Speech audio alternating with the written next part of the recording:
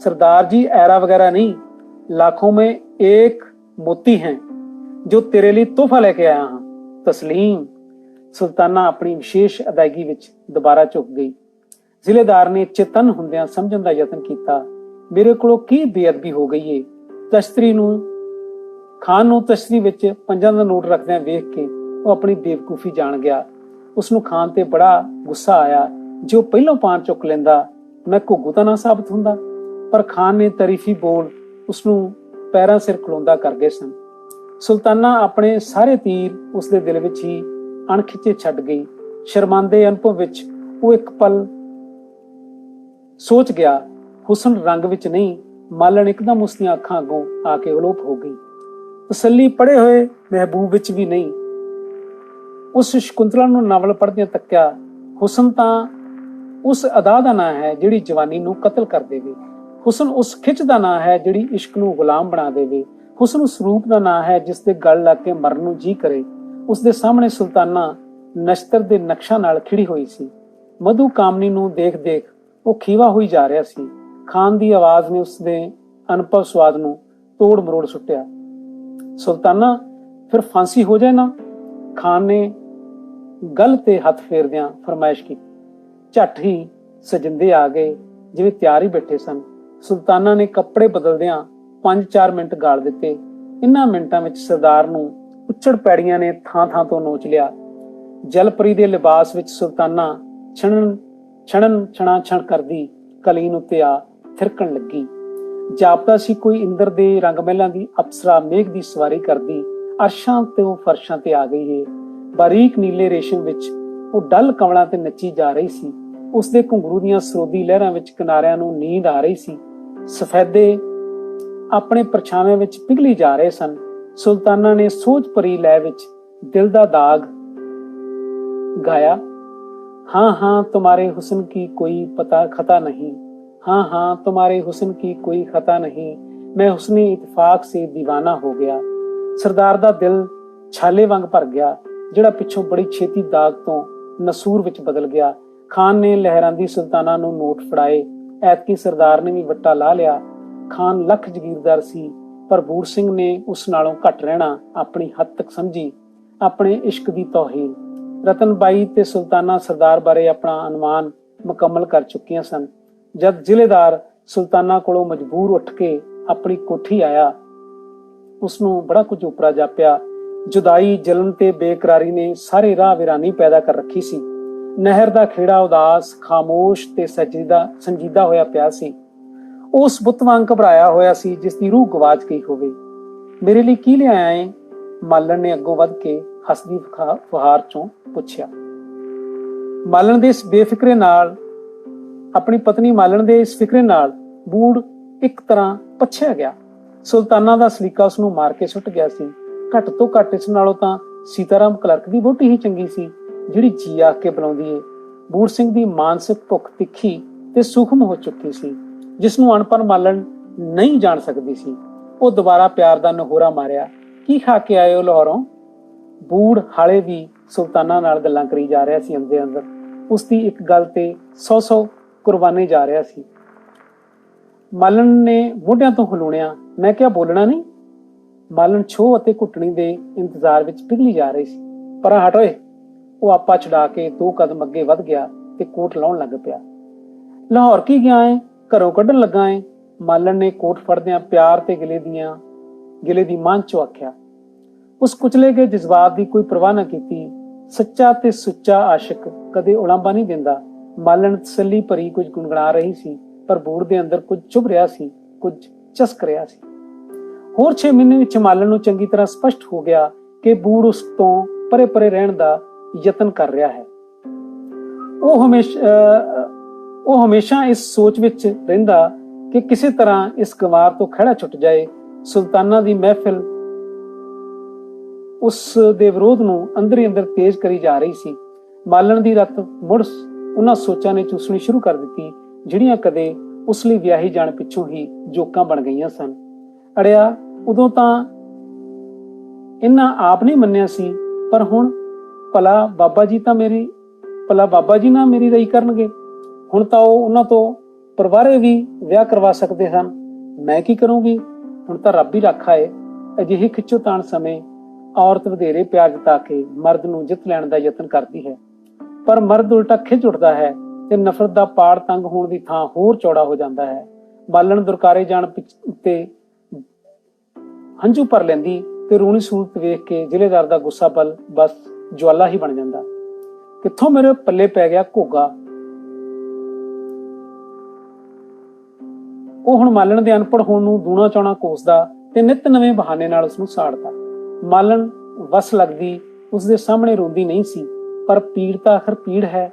ਜੇ ਰੋਇਆਂ ਬਾਹਰ ਨਾ ਨਿਕਲੇਗੀ ਤਦ ਅੰਦਰ ਨਸੂਰ ਬਣੇਗੀ। ਚਿੰਤਾ ਖਾਧੀ ਮਾਲਣ ਨੂੰ ਕੁਝ ਇਸ ਤਰ੍ਹਾਂ ਮਹਿਸੂਸ ਹੋਇਆ ਜਿਵੇਂ ਹਨੇਰਾ ਠੋਸ ਰੂਪ ਧਾਰ ਕੇ ਉਸਨੂੰ ਚੁਫੇਰਿਓਂ ਕੁੱਟੀ ਜਾ ਰਿਹਾ ਹੈ।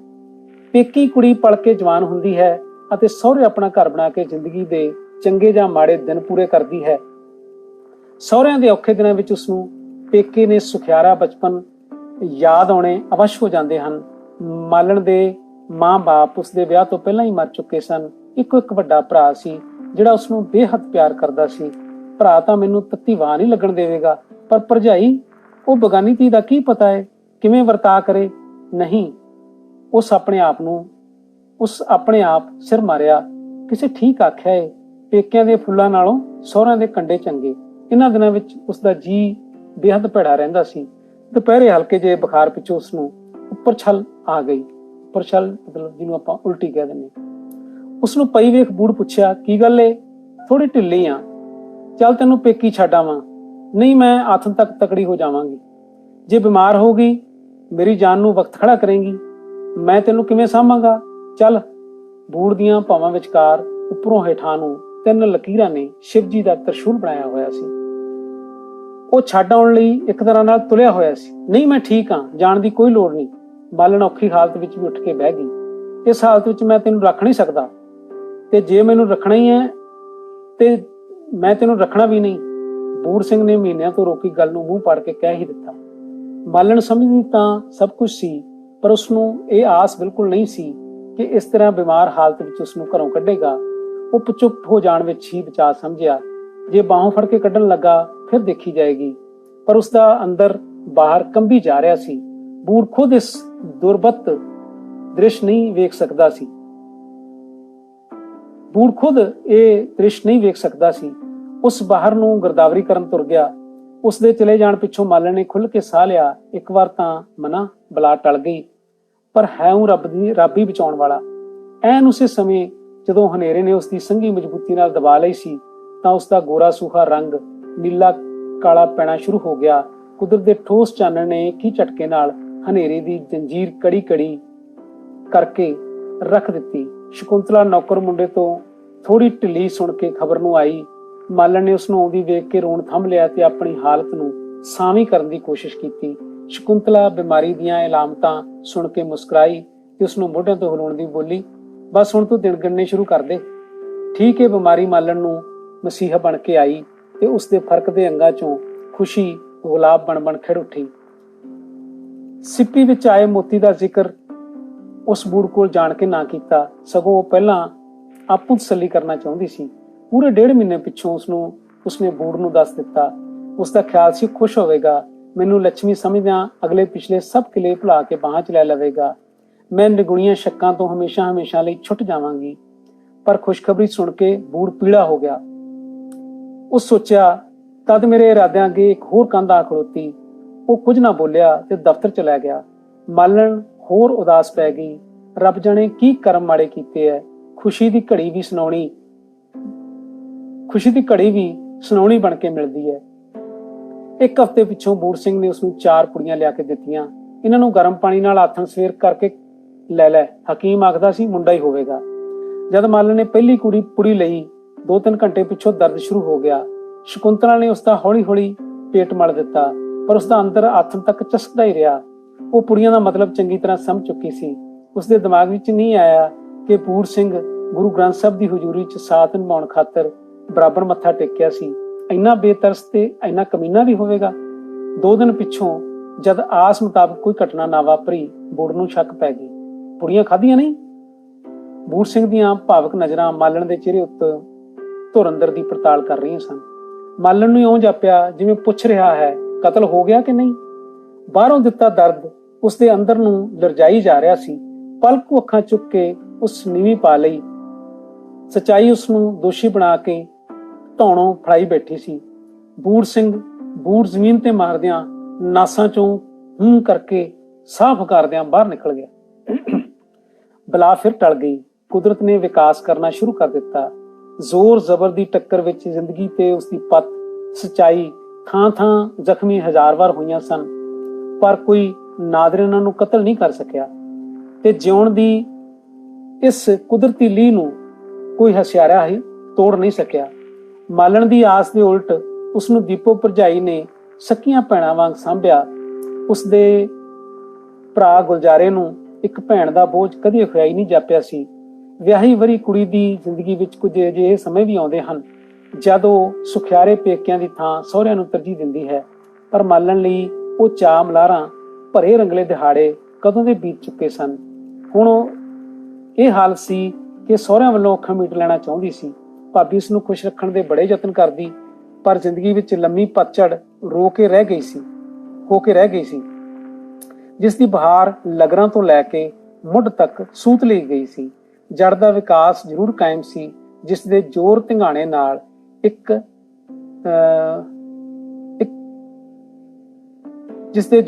ਨਾਲ ਧਰਤੀ ਤੋਂ ਬਾਹਰ ਉਗਲਛ ਦਿੱਤਾ। ਮਾਲਣ ਕੋਲ ਬੱਚੀ ਸੀ। ਇਸ ਖਬਰ ਨਾਲ ਜ਼ਿਲ੍ਹੇਦਾਰ ਬੂਟ ਸਿੰਘ ਸੜ ਪਲ ਕੇ ਕਾਲੇ ਤੋਂ ਲਾਖਾ ਪੈ ਗਿਆ। ਮਾਲਣ ਦੀ ਖਬਰ ਸਾਰ ਲੈਣ ਲਈ ਦਾ ਉਸ ਲਈ ਸਵਾਲ ਹੀ ਪੈਦਾ ਨਹੀਂ ਹੁੰਦਾ ਸੀ। ਉਸ ਮਾਲਣ ਨੂੰ ਲੈਣ ਵੀ ਨਾ ਆਇਆ। ਮਾਲਣ ਆਪ ਹੀ ਚੰਗਾ ਚੋਖਾ ਸ਼ੁਸ਼ਕ ਲੈ ਕੇ ਸਹੁਰੇ ਆ ਗਈ। ਉਸ ਅੰਦਰ ਵੇਦਨਾ ਨੂੰ ਲੁਕਾਉਂਦਿਆਂ ਭਾਬੀ ਨੂੰ ਜਿਤਾਇਆ ਸੀ ਕਿ ਛੋਟੇ ਗਹਿਣੇ ਤੇ ਮੁੱਢਲੀ ਕੱਪੜਿਆਂ ਨਾਲ ਨੱਕ ਨਹੀਂ ਰਹਿਣਾ। ਉਸਦਾ ਸਪਸ਼ਟ ਭਾਵ ਸੀ ਸਹੁਰੇ ਹੁਣ ਵੱਡੇ ਆਦਮੀ ਬਣ ਗਏ ਹਨ, ਪਰ ਅਸਲੀਅਤ ਇਹ ਸੀ ਕਿ ਉਹ ਕਿਸੇ ਵੀ ਕੀਮਤ ਤੇ ਸਹੁਰੇ ਘਰ ਆਪਣਾ ਸਥਾਨ ਚਾਹੁੰਦੀ ਸੀ, ਜਿਹੜਾ ਉਸਦੇ ਪੈਰਾਂ ਹੇਠੋਂ ਯਤਨਾਂ ਦੇ ਬਾਵਜੂਦ ਨਿਕਲਦਾ ਜਾ ਰਿਹਾ ਸੀ। ਉਸਦਾ ਸਹੁਰਾ ਉਸਨੂੰ ਬੂਟ ਸਿੰਘ ਕੋਲ ਛੱਡਣ ਆਇਆ। ਬਿਰਧ ਦੇ ਸਾਹਮਣੇ ਹੀ ਬੂਟ ਸਿੰਘ ਮਾਲਣ ਨੂੰ ਬਹੁਤ ਕੌੜਾ ਫਿੱਕਾ ਬੋਲਿਆ। ਉਹ ਕਹਿ ਰਿਹਾ ਸੀ, ਕੁੜੀ ਨੂੰ ਜੰਮਦਿਆਂ ਸਾਰ ਮਾਰਿਆ ਕਿਉਂ ਨਹੀਂ? ਜੇ ਜੰਮਣਾ ਹੀ ਸੀ ਤਾਂ ਮੁੰਡਾ ਕਿਉਂ ਨਾ ਜਣਿਆ? ਦੋਨੋਂ ਵਾਰ ਉਸ ਕਿਉਂ ਤੇ ਪੂਰਾ ਜ਼ੋਰ ਲਾ ਦਿੱਤਾ। ਕੁੜੀ ਨੂੰ ਮਾਰਨਾ ਸੁਣ ਕੇ ਮਾਲਣ ਦੇ ਅੰਦਰੋਂ ਰੁੱਗ ਭਰਿਆ ਗਿਆ। ਉਸ ਕੁੜੀ ਨੂੰ ਇਸ ਤਰ੍ਹਾਂ ਛਾਤੀ ਨਾਲ ਚਮੇੜ ਲਿਆ ਜਿਵੇਂ ਉਹ ਹਰ ਖਤਰੇ ਤੋਂ ਬਚਾਉਣ ਲਈ ਅੰਦਰ ਪਾ ਲੈਣਾ ਚਾਹੁੰਦੀ ਸੀ, ਨਹੀਂ ਤਾਂ ਖੋਹ ਕੇ ਨਹਿਰ ਵਹਾ ਦਿੱਤੀ ਜਾਵੇਗੀ। ਬੂੜਾ ਮਾਲਣ ਲਈ ਲੱਖ ਭੈੜਾ ਤੇ ਦੁੱਖ ਦੇਣ ਵਾਲਾ ਪਤੀ ਸੀ, ਪਰ ਬੱਚੇ ਮਾਰਨਾ ਰਾਖਸ਼ ਉਸ ਕਦੇ ਨਹੀਂ ਸਮਝਿਆ ਸੀ। ਉਸ ਹਜ਼ਾਰਾਂ ਜ਼ਖਮਾਂ ਚੋਂ ਉੱਠੀਆਂ ਇਕਸਾਰ ਪੀੜਾਂ ਦੀ ਘੁੱਟ ਭਰ ਲਈ। ਔਰਤ ਵਿੱਚ ਜਬਜ਼ ਦੀ ਸ਼ਕਤੀ, ਭਲਾ ਦੁੱਖ ਦੇਣ ਵਾਲਾ ਕੀ ਜਾਣੇ। ਮਾਲਣ ਨੇ ਬਿਰਧ ਦੀ ਸਹਾਇਤਾ ਨਾਲ ਅਨੁਭਵ ਕਰਦਿਆਂ ਟੁੱਟਦੇ ਸ਼ਬਦਾਂ ਵਿੱਚ ਆਖਿਆ, ਰੱਬ ਦੀ ਦੇਣ ਅੱਗੇ ਆਪਾਂ ਭਲਾ ਕੀ ਕਰ ਸਕਦੇ ਹਾਂ। ਉਸਦੇ ਆਖਣ ਵਿੱਚ ਆਪਣਤਾ ਜਜ਼ਬਾ ਸੀ। ਤੈਨੂੰ ਜਨਨ ਨੂੰ ਕਿਸ ਭੜੂਏ ਨੇ ਕਿਹਾ ਸੀ? ਮਾਲਣ ਦੇ ਅਤੀ ਨਰਮ ਬੋਲ ਵੀ ਉਸਨੂੰ ਗੁਸੈਲਾ ਕਰ ਗਏ ਸਨ। ਇਸ ਦਾ ਮਾਲਣ ਵੀ ਕੀ ਜਵਾਬ ਦਿੰਦੀ? ਜਦੋਂ ਇਹ ਗੱਲ ਆਖਦਾ ਖੁਦ ਸ਼ਰਮਿੰਦਾ ਨਹੀਂ ਸੀ। ਬਿਰਧ ਠੰਡਿਆਂ ਪਾਣ ਲਈ ਰੱਬ ਤਰਸੀ ਚ ਬੋਲਿਆ, ਧੀਆਂ ਤਾਂ ਲੱਛਮੀਆਂ ਹੁੰਦੀਆਂ ਹਨ, ਰੱਬ ਜਾਣੇ ਅਸੀਂ ਕਿਸ ਚੀਜ਼ ਦੇ ਭਾਗ ਦਾ ਖਾ ਰਹੇ ਹਾਂ। ਬਾਪੂ ਜੀ, ਬੂੜਾ ਬਿਰਧ ਦੀ ਗੱਲ ਖਤਮ ਹੋਣ ਤੋਂ ਪਹਿਲਾਂ ਹੀ ਬੋਲ ਪਿਆ, ਮੈਂ ਵਿਆਹ ਹੋਰ ਕਰਾਉਣਾ ਏ ਆਪਣੀ ਮਰਜ਼ੀ ਦਾ। ਸੁਣਿਆ? ਐਤਕੀ ਵਾਰ ਮਰਜ਼ੀ ਦਾ ਸ਼ਬਦ ਉੱਤੇ ਜ਼ੋਰ ਸੀ। ਉਸਦੇ ਮੱਥੇ ਦਾ ਉੱਭਰਿਆ ਤਰਸ਼ੂਲ ਮਾਲਣ ਦੀ ਛਾਤੀ ਚਾ ਖੁੱਭਾ, ਜਿੱਥੇ ਉਸਦੇ ਤੇ ਬੱਚੀ ਦੇ ਸਹਿਮੇ ਮਾਸੂਮ ਦਿਲ ਧੜਕੀ ਜਾ ਰਹੇ ਸਨ। ਬਿਰਧ ਬੂੜੇ ਦੀ ਆਖੀ ਗੱਲ ਪਾਣੀ ਵਾਂਗ ਪੀ ਗਿਆ। ਉਸ ਸਮੇਂ ਉਹ ਕਿਸੇ ਨੂੰ ਵੀ ਹਮਦਰਦੀ ਨਾ ਦੇ ਸਕਿਆ। ਨੂੰਹ ਆਗਿਆਕਾਰ ਸੀ ਤੇ ਉਸਦੇ ਵਿਸ਼ਵਾਸ ਅਨੁਸਾਰ ਭਾਗਾਂ ਵਾਲੀ ਸੀ। ਮੁੰਡੇ ਉੱਤੇ ਘਰ ਦੀ ਕਬੀਲਦਾਰੀ ਸਾਰੀ ਨਹੀਂ ਤਾਂ ਅੱਧਿਓਂ ਬਹੁਤੀ ਜ਼ਰੂਰ ਨਿਰਭਰ ਸੀ। ਮਾਲਣ ਨੂੰ ਇਹ ਚੰਗੀ ਤਰ੍ਹਾਂ ਪਤਾ ਸੀ ਕਿ ਦੂਜੇ ਵਿਆਹ ਪਿੱਛੋਂ ਇਸ ਘਰ ਦੀ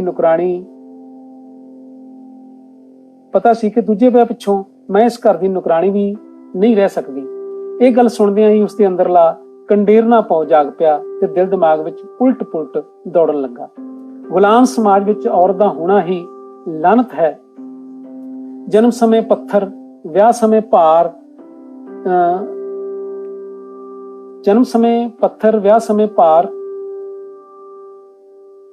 ਵਿਆਹ ਪਿੱਛੋਂ ਵਗਦਾ ਨਸੂਰ ਤੇ ਬਦਕਿਸਮਤੀ ਨਾਲ ਉਹ ਮੁੜ ਕੁੜੀ ਨੂੰ ਜਨਮ ਦੇਣ ਦਾ ਗੁਨਾਹ ਕਰ ਬੈਠੇ ਮਨਹੂਸ ਸਮਝੀ ਜਾਂਦੀ ਹੈ। ਪਿਆਰ ਤੇ ਸਤਿਕਾਰ ਉਸ ਦੀ ਜ਼ਿੰਦਗੀ ਵਿੱਚ ਸੁਪਨੇ ਬਣ ਕੇ ਰਹਿ ਜਾਂਦੇ ਹਨ ਤੇ ਹਕੀਕਤ ਵਿੱਚ ਤਾਨੇ ਮਿਹਣੇ, ਸਾੜੇ, ਡਰ ਤੇ ਬੇਕਰਕ ਮਾਰ ਉਸ ਕੋਲੋਂ ਉਸ ਦਾ ਮਰਨ ਵੀ ਖੋਹ ਲੈਂਦੇ ਹਨ। ਇਹ ਉਸ ਮਰਦ ਦਾ ਸਮਾਜ ਹੈ ਜਿਸ ਕਦੇ ਔਰਤ ਨੂੰ ਜ਼ਿੰਦਗੀ ਦੀ ਦੇਵੀ ਸਮਝ ਕੇ ਪੂਜਾ ਕੀਤੀ ਸੀ। ਵਾਸਤਵ ਵਿੱਚ ਔਰਤ ਨੂੰ ਉਸ ਦੀ ਬਰਾਬਰ ਦੀ ਹੈਸੀਅਤ ਤੋਂ ਵਾਂਝਿਆ ਕਰ, ਭਾਵ ਸਮਾਜੀ ਤੌਰ ਤੇ ਬੇਹਥਿਆਰ ਕਰਕੇ ਗੁਲਾਮਾਂ ਦੀ ਵੀ ਗੁਲਾਮ ਬਣਾ ਕੇ ਰੱਖ ਦਿੱਤਾ। ਬੂੜਾ ਘਰੋਕੀ ਤਲਖੀ ਤੋਂ ਤੰਗ ਪੈ ਕੇ ਲਾਹੌਰ ਨੂੰ ਨੱਸ ਤੁਰਦਾ ਹੈ। ਸ਼ਰਾਬ ਨਾਲ ਮਸਤ ਸੁਲਤਾਨਾਂ ਦੀਆਂ ਬਾਹਾਂ 'ਚ ਹਰ ਗਮ ਨੂੰ ਗਲਤ ਕਰ ਸੁੱਟਦਾ। ਇਸ ਵਾਰ ਵੀ ਉਸਨੂੰ ਜਾਂਦਿਆਂ ਪੁੱਛਿਆ, ਸੁਲਤਾਨੀ, ਵਿਆਹ ਬਾਰੇ ਤੇਰਾ ਕੀ ਖਿਆਲ ਹੈ? ਬੂੜੇ ਦੀ ਪੱਗ ਦਾ ਸਿੱਧਾ ਖਲੋਤਾ ਸ਼ਮਲਾ ਸਵਾਲੀਆ ਫੁੱਲ ਬਣਿਆ ਹੋਇਆ ਸੀ। ਅੱਜ ਸੁਲਤਾਨਾ ਉਸਨੂੰ ਕਿਤੇ ਉਦਾਸ ਜਾਪ ਰਹੀ ਸੀ। ਦੇਖ ਬੂੜ, ਮੈਨੂੰ ਤੇਰੇ ਨਾਲ ਸੱਚੇ ਦਿਲੋਂ ਬਹੁਤ ਹਮਦਰਦੀ ਹੋ ਗਈ ਹੈ, ਕਿਉਂਕਿ ਤੂੰ ਬੜਾ ਭੋਲਾ ਹੈ। ਸ਼ਾਇਦ ਤੇਰੇ ਨਾਲ ਮੈਨੂੰ ਖੁਦ ਹਮਦਰਦੀ ਦੀ ਬਹੁਤੀ ਭੁੱਖ ਹੈ, ਪਰ ਤੂੰ ਇਸ ਤਰ੍ਹਾਂ ਦਾ ਜੰਗਲੀ ਵੀ ਹੈ, ਕਈ ਵਾਰ ਰਤਨ ਬਾਈ ਦੇ ਸਾਹਮਣੇ ਵੀ ਊਲ-ਜਲੂਲ ਬਕਣੋਂ ਨਹੀਂ ਹਟਦਾ। ਸੁਲਤਾਨਾ ਨੇ ਪੈਂਦੀ ਸੱਟੇ ਬੂੜੇ ਦਾ ਮਾਵਾ ਲਾ ਸੁੱਟਿਆ। ਸਾਨੂੰ ਕਿਸੇ ਹੱਦ ਅੰਦਰ ਰਹਿ ਕੇ ਹਰ ਆਏ ਗਾਹਕ ਨਾਲ ਗੱਲ ਕਰਨੀ ਪੈਂਦੀ ਹੈ। ਬਾਕੀ ਰਿਹਾ ਸ਼ਾਦੀ ਦਾ ਸਵਾਲ, ਜਿਹੜੀ ਛੇਤੀ ਹੀ ਕਰਵਾ ਲਵੋ, ਵਰਨਾ ਹੀਰਾ ਮੰਡੀ ਪਾਨ ਦੀ ਤਰ੍ਹਾਂ ਚਬਾ ਕੇ ਥੁੱਕ ਦੇਵੇਗੀ। ਮਜਬੂਰੀ ਹਾਲਤ ਵਿੱਚ ਸੁਲਤਾਨਾ ਨੂੰ ਬੂੜੇ ਨਾਲ ਹੱਸਣਾ ਪੈ ਰਿਹਾ ਸੀ। ਫਿਰ ਜਦੋਂ ਚਾਹੇ ਕਰਵਾ ਲੈ, ਬੂੜੇ ਨੇ ਸੱਜੇ ਹੱਥ ਦੀ ਉਂਗਲੀ ਸੁਲਤਾਨਾ ਦੀ ਗਲ ਵਿੱਚ ਖੋਪ ਦਿੱਤੀ। ਦੂਜੀ ਹਾਲਤ ਵਿੱਚ ਵੀ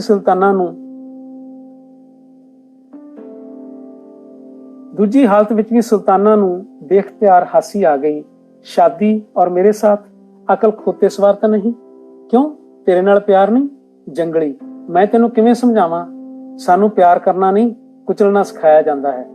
ਸੁਲਤਾਨਾ ਨੇ ਅੱਖਾਂ ਮੀਟਦਿਆਂ ਹੌਂਕਾ ਲਿਆ। ਇਉਂ ਜਾਪਦਾ ਸੀ ਜਿਵੇਂ ਉਸ ਦਾ ਧੁਰ ਅੰਦਰ ਦੁੱਖ ਗਿਆ ਹੈ। ਉਸ ਸਮੇਂ ਉਹ ਬੂੜੇ ਦੀਆਂ ਸ਼ਰਾਬੀ ਨਜ਼ਰਾਂ ਤੋਂ ਪਾਰ ਸੱਚੀ ਸੁੱਚੀ ਔਰਤ ਦਾ ਸਥੂਲ ਮਾਣ ਜਾਪ ਰਿਹਾ ਸੀ। ਉਸ ਫਿਰ ਆਖਣਾ ਸ਼ੁਰੂ ਕੀਤਾ, ਸੁਣ, ਸ਼ਾਇਦ ਮੈਂ ਤੈਨੂੰ ਫਿਰ ਇਸ ਕੋਠੇ ਤੇ ਨਾ ਮਿਲਾਂ। ਜਿੰਨੀ ਛੇਤੀ ਤੇ ਜਿੰਨੀ ਦੂਰ ਦੌੜ ਸਕਦਾ ਹੈ ਦੌੜ ਜਾ। ਹੀਰਾ ਮੰਡੀ ਸੁਹਾਗਾਂ ਦੀ ਬਹੁਤ ਵੱਡੀ ਕਤਲਗਾਹ ਹੈ। ਮੇਰਾ ਵਸ ਚੱਲੇ ਤਾਂ ਸਾਰੀ ਸਾੜ ਕੇ ਸੁਆਹ ਕਰ ਦੇਵਾਂ। ਬੂੜੇ ਦੀ ਹਾਲਤ ਭਿੱਜੇ ਅਮਲੇ ਵਰਗੀ ਹੋ ਗਈ ਸੀ। ਉਹ ਹੈਰਾਨ ਸੀ ਕਿ ਸੁਲਤਾਨਾ ਅੱਜ ਸ਼ਰਾਬ ਦੀ ਥਾਂ ਇੱਕ ਕਿਹੋ ਜਿਹੀ ਪਨੈਣ ਪਿਆ ਰਹੀ ਹੈ। ਬੂੜੇ ਦੀ ਰੰਗੀਨ ਤਬੀਅਤ ਇੱਕ ਤਰ੍ਹਾਂ ਨਿੱਸਲ ਪੈ ਗਈ। ਉਹ ਢੁੱਲਾ ਪਿਆ ਸੋਚੀ ਜਾ ਰਿਹਾ ਸੀ। ਗੋਤੇ ਤੇ ਥਪੇੜੇ ਬੇਪਰਵਾਹ ਸਨ, ਪਰ ਨਾ ਬਰੇਤੀ ਤੇ ਪੈਰ ਲੱਗਦੇ ਸਨ, ਨਾ ਕਿਨਾਰਾ ਆਉਣ ਵਿੱਚ ਆਉਂਦਾ ਸੀ। ਬੂੜੇ ਦਾ ਸੋਚਣਾ ਤੇ ਪਲ ਦੀ ਪਲ ਝੂਰਨਾ ਦੱਸਦਾ ਸੀ ਕਿ ਪੇਸ਼ਾਵਰ ਸੁਲਤਾਨਾ ਨੇ ਕਿੰਨਾ ਵੱਡਾ ਤੇ ਕੌੜਾ ਸੱਚ ਕਹਿ ਦਿੱਤਾ ਹੈ, ਜਿਹੜਾ ਉਸ ਲਈ ਨਿਗਲਣਾ ਤੇ ਪਚਾਉਣਾ ਪੀਸਿਆ ਹੋਇਆ ਕੱਚ ਬਣ ਗਿਆ ਹੈ। ਜੇਕਰ ਇਸ ਨੂੰ ਪਤਾ ਲੱਗ ਜਾਵੇ ਕਿ ਮੈਂ ਵਿਆਹਿਆ ਹੋਇਆ ਹਾਂ, ਇੱਕ ਬੱਚੀ ਦਾ ਬਾਪ ਵੀ ਹਾਂ, ਮੈਨੂੰ ਕਿੰਨਾ ਹੌਲਾ ਆਦਮੀ ਸਮਝੇ, ਸ਼ਾਇਦ ਜੁੱਤੀਆਂ ਮਾਰ ਕੇ ਕੋਠੇ ਤੋਂ ਲਾ ਦੇਵੇ। ਪਰ ਮੱਲਣ ਵਰਗੀ ਉਜਾਡਾ ਔਰਤ ਨਾਲ ਜ਼ਿੰਦਗੀ ਗੁਜ਼ਾਰਨੋਂ ਖੁਦਕੁਸ਼ੀ ਕਰਨਾ ਚੰਗਾ ਹੈ। ਉਹ ਇੱਕ ਵਾਰ ਹੀ ਭਪਕ ਉੱਠਿਆ, ਸੁਲਤਾਨੀ, ਮੈਨੂੰ ਜਾਮ ਦੇ, ਇੱਕ ਸ਼ਰਤ ਤੇ। ਸੁਲਤਾਨਾ ਨੇ ਬੂੜੇ ਨੂੰ ਜਜ਼ਬਾਤੀ ਰੌਂ ਤੋਂ ਤਾੜ ਲਿਆ। ਜੇ ਤੂੰ ਫਿਰ ਨਹੀਂ ਪੀਏਗਾ, ਮੁੜ ਕੇ ਇੱਥੇ ਨਹੀਂ ਆਏਗਾ। ਨਹੀਂ ਬੱਲੋ, ਇਹ ਮੇਰੇ ਵੱਸ ਦਾ ਰੋਗ ਨਹੀਂ। ਮੈਂ ਆਊਂਗਾ, ਬਾਰ-ਬਾਰ ਆਊਂਗਾ। ਉਸ ਆਪ ਹੀ ਪਿਆਲਾ ਭਰ ਕੇ ਪੀ ਲਿਆ। ਬੂੜਿਆ, ਤੂੰ ਮੇਰੀਆਂ ਗੱਲਾਂ ਨੂੰ ਯਾਦ ਕਰ ਰੋਏਗਾ ਤੇ ਸੰਭਲ ਜਾਣ ਲਈ ਵੀ ਕੋਈ ਮੌਕਾ ਨਹੀਂ ਹੁੰਦਾ ਹੈ। ਸੁਲਤਾਨਾ ਨੇ ਤਸੱਲੀ ਨਾਲ ਆਖਣਾ ਸ਼ੁਰੂ ਕਰ ਦਿੱਤਾ, ਤਬਾਹ ਹੋ ਜਾਣ ਵਾਲਿਆਂ ਦਾ ਤਜਰਬਾ ਜ਼ਿੰਦਗੀ ਚ ਆਉਣ ਵਾਲਿਆਂ ਲਈ ਲੁਕਮਾਨ ਹੁੰਦਾ ਹੈ। ਹੋਰ ਸੁਣ, ਮੈਨੂੰ ਤੇਰਾ ਆਖਰੀ ਵਾਰ ਪਿਆਰ ਆ ਰਿਹਾ ਹੈ। ਮੇਰਾ ਜੀ ਧਾਈ ਰੋਣ ਨੂੰ ਕਰਦਾ ਹੈ, ਪਰ ਰੋ ਨਹੀਂ ਸਕਦੀ। ਕਿੰਨੇ ਲੱਖ ਕਰੋੜ ਦਿਲ ਹਨ ਜਿਹੜੇ ਸਹਿਣ ਵਿੱਚ ਆਏ ਬੇਚਾਲ ਧੜਕਤਾ ਰਹੇ ਹਨ, ਪਰ ਆਪਣੇ ਸਦਾ ਸਜਰੇ ਜ਼ਖਮਾਂ ਦੀ ਧਾ ਵੀ ਨਹੀਂ ਮਾਰ ਸਕਦੇ। ਇੰਤਹਾ ਦਰਦ ਗਮ ਨੂੰ ਦਬਾ ਕੇ ਮੈਂ ਹਰ ਆਉਣ ਵਾਲੇ ਗਾਹਕ ਉੱਤੇ ਮੁਸਕਰਾ ਕੇ ਬਿਜਲੀ ਗਿਰਾਉਂਦੀ ਹਾਂ। ਕੋਈ ਕੀ ਜਾਣੇ ਮੇਰੇ ਅੰਦਰਲੇ ਰੂਪ ਨੂੰ, ਕੌਣ ਜਾਣੇ? ਮੈਨੂੰ ਆਪਣੇ ਮਾਂ-ਬਾਪ ਦਾ ਕੱਖ ਪਤਾ ਨਹੀਂ, ਕੌਣ ਸਨ, ਕਿੱਥੇ ਸਨ। ਜਿਸ ਮੈਨੂੰ ਥੋੜਾ ਬਹੁਤ ਜਾਣਿਆ, ਹਮਦਰਦੀ ਦਿੱਤੀ, ਜ਼ਿੰਦਗੀ ਦੀ ਅਹਿਮੀਅਤ ਜਗਾਉਣ ਦਾ ਪਿਆਰ ਦਿੱਤਾ, ਉਹ ਮੇਰਾ ਮਹਿਬੂਬ ਪਿਛਲੇ ਹਫ਼ਤੇ ਬੜੀ ਬੇਰਹਿਮੀ ਨਾਲ ਕਤਲ ਕਰਵਾ ਦਿੱਤਾ ਗਿਆ। ਫਿਰ ਉਸਦੀਆਂ ਅੱਖਾਂ ਵਹਿ ਤੁਰੀਆਂ। ਬੁੜੇ ਨੂੰ ਇਸ ਤਰ੍ਹਾਂ ਜਾਪਿਆ ਜਿਵੇਂ ਇਹ ਝੀਲਾਂ ਦਰਿਆ ਹੋ ਗਈਆਂ ਹਨ ਤੇ ਬਹੁਤ ਛੇਤੀ ਇਹ ਦਰਿਆ ਤੂਫਾਨ ਬਣ ਜਾਣਗੇ। ਫਿਰ ਪਤਾ ਨਹੀਂ ਕੌਣ ਬਚੇ ਜਾਂ ਨਾ ਬਚੇ। ਬੂੜੇ ਦੇ ਦਿਮਾਗ 'ਚ ਸੀ, ਸੁਲਤਾਨਾ ਦਾ ਸਿਰਫ ਮੈਂ ਹੀ ਆਸ਼ਿਕ ਹਾਂ। ਉਸ ਲਈ ਅਜਿਹੀ ਦਰਦ ਰਿੰਝਾਣੀ ਹਾਲਤ ਵਿੱਚ ਹਮਦਰਦੀ ਦੇਣੀ ਔਖੀ ਹੋ ਰਹੀ ਸੀ। ਸੁਲਤਾਨਾ ਦੇ ਆਖਣ ਮੁਤਾਬਕ ਉਹ ਉਸਦੇ ਆਖਰੀ ਬੋਲ